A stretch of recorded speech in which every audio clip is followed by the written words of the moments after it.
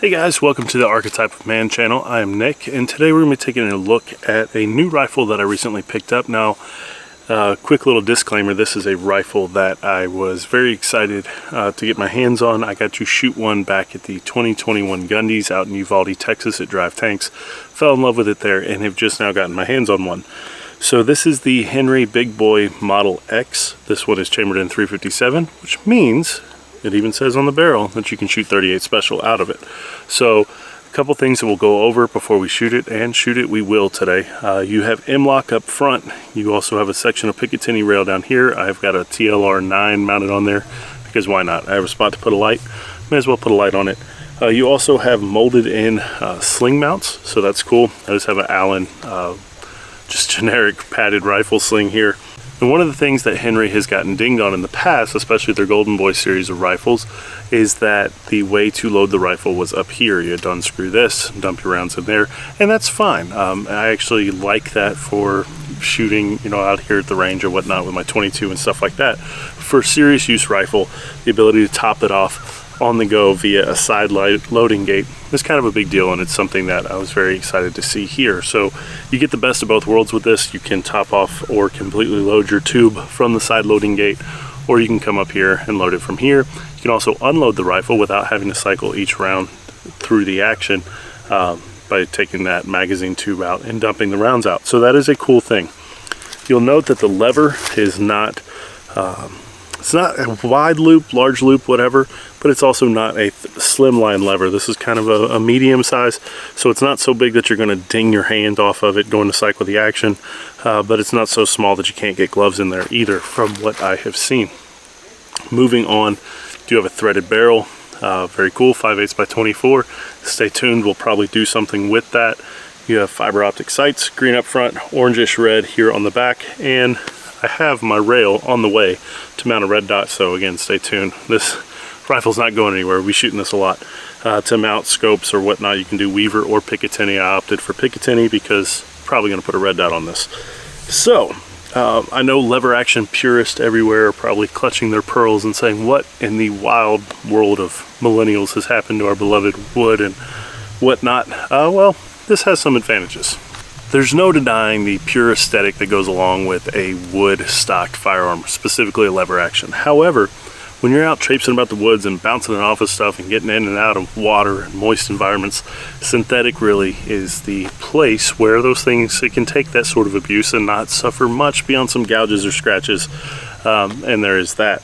So for a gun, what I have in mind for this is kind of a do-all woods gun, grab gun, whatever. If I'm heading out of the house, I can just grab this. I have, depending on the bullet shape and profile, anywhere between 8 to 10 rounds in the tube, and we'll discuss that more in a bit. Even though the website says 7, I have always been able to get 8 in it so far. So I have that level of capacity there. I have a hard-hitting round, .357, which is by its own right in a handgun very powerful, but then out of a 16-inch barrel becomes a little bit more of an animal, and we'll discuss bullet construction and things like that. But this is definitely a capable gun, especially for where I live here in North Georgia. Anything from deer, bear, two-legged things, this can take care of it. So when we get into the topic of bullet construction, there are some things we need to talk about. Most of your .357 Magnum projectiles are designed to be fired at a velocity that you would typically get out of a handgun. Think 6-inch barreled revolver, maybe 10-inch, whatever. They're designed to expand, chances are.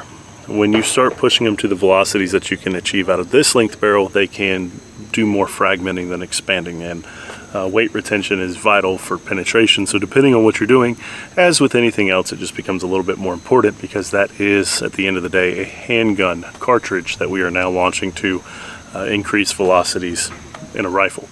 So there is that. Most of what we're going to be playing around with today is just going to be some copper-plated 125 grain flat points. So nothing too exciting there. We may get into some ballistics studies as time goes on with this, and I get different calibers and I get different projectiles to load up and things like that. So not 100% sure that this is what I'm going to take deer hunting this year. Rifle season starts here in about a week, so I'm most likely taking my 450 just because that's what I bought it for, and if I don't take it deer hunting, my wife might get a little upset. So this is going to be a lot of fun. So we're going to go ahead and load it up here. We're shooting some 38s that I loaded up last night, so it should be fun.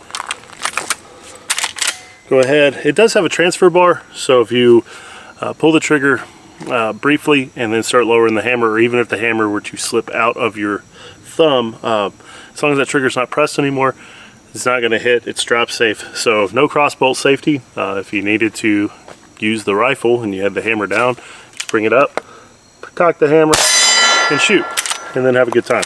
So I was going to load it all the way up, but you know, it's such a fun gun and one I've wanted for so long.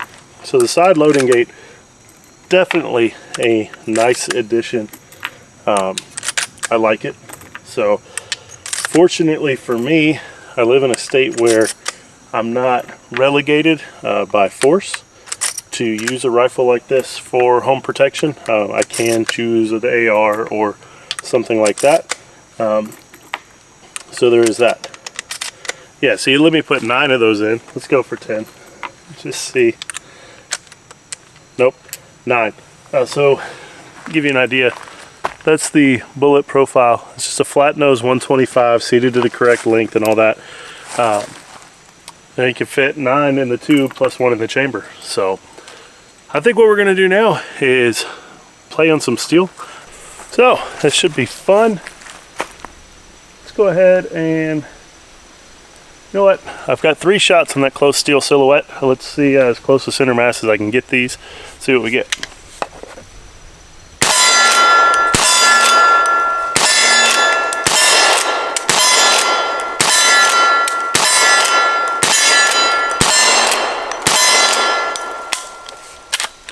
Man, they go fast. I got to get better at counting my rounds. But I'm not sure how well you guys can see that.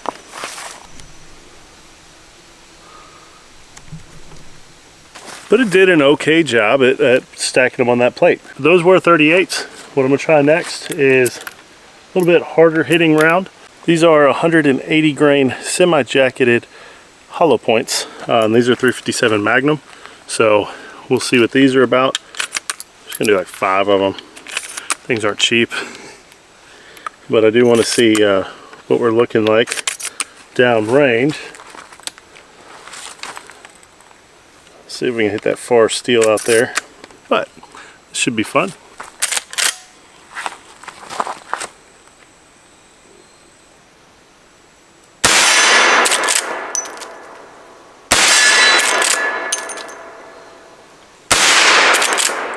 Oh, did pull that one to the right, go figure.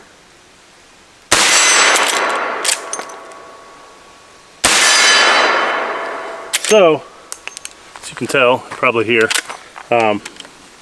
those are definitely full house 357 mag loads. A little bit louder, a little bit more recoil. Not anything that I would consider unpleasant at all. Even for a new shooter, maybe the noise would bother him more than the recoil. It was not bad at all.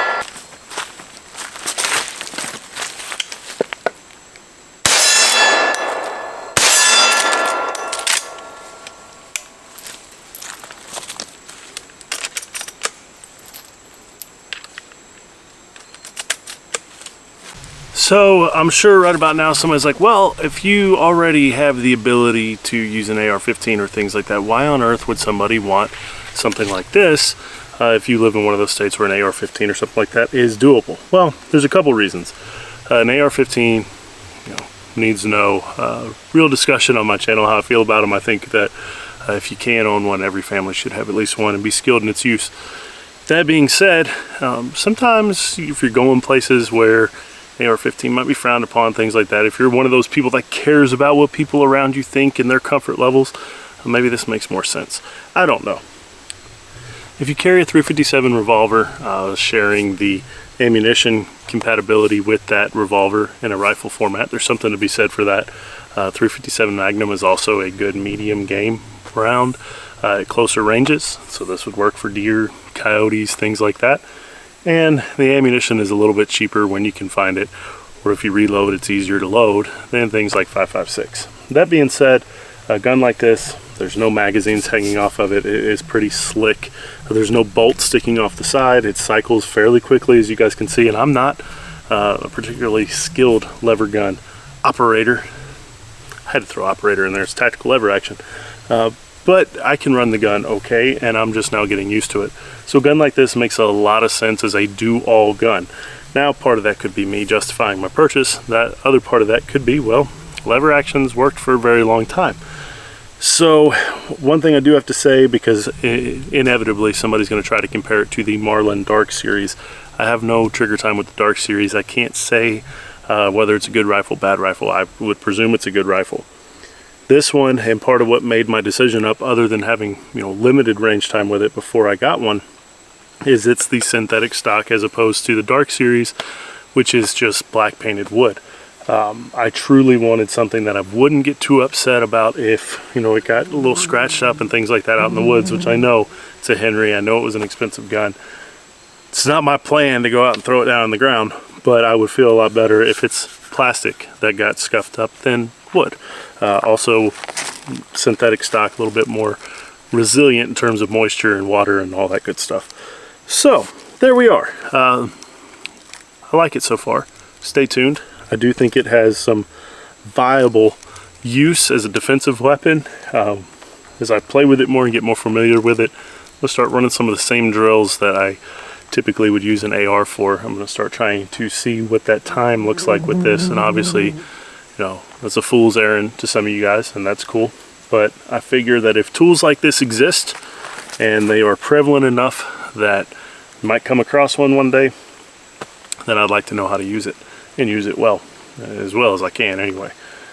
So I'm gonna make my little range day group of friends make their eyes twitch when they all show up with their rifles, and I leave the LWRC at home and I have this on my back like the FUD that I am slowly morphing into.